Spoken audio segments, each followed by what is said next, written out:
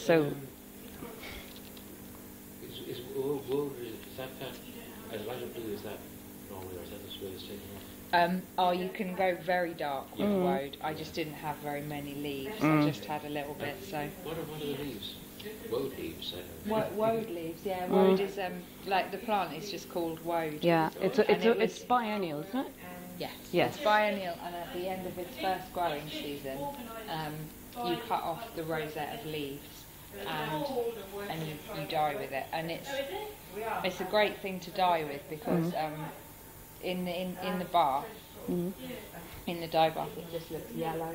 It's known as a state called indigo white because it's exactly the same active chemicals as in indigo, but where indigo is not native to England, it can't be grown in England. Yeah. And it's like really, it's quite destructive to import masses of indigo from an environmental point of view, whereas Woad is like a native plant. It's beautiful. It's like naturalised, but it has it in smaller quantities. But you can you have to sort of reduce. There's various ways of releasing the blue dye, but when you take the cloth out of the dye bath, it looks yellow, and as it reacts with the air, it oxidises and turns blue. Wow. It's always magical. Yeah. It's amazing.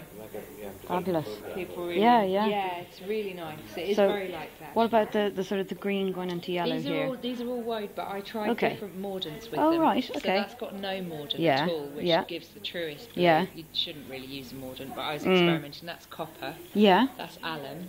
Oh, And yeah. this is tin, which completely inhibits Wow. the Woad. It's like there is Yeah. no blue.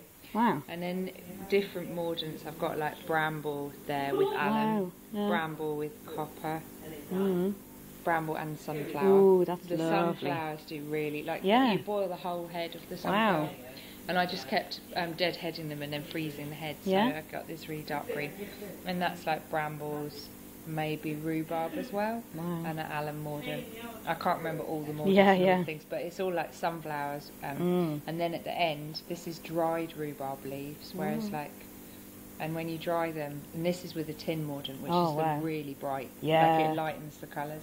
People say that they give out and say it's really poisonous, but I don't think it's that poisonous compared to, well, rhubarb leaves are poisonous. Yeah, anyway, exactly. So bring it on. I just like the fact that you can make it all in your kitchen. And that's just dried rhubarb leaves. I think that's an alum mordant. Right. So Lovely. So, That's amazing. I really like it because it's like a tester strip of the garden. And I've written an article about it to go in the zine Great. whenever we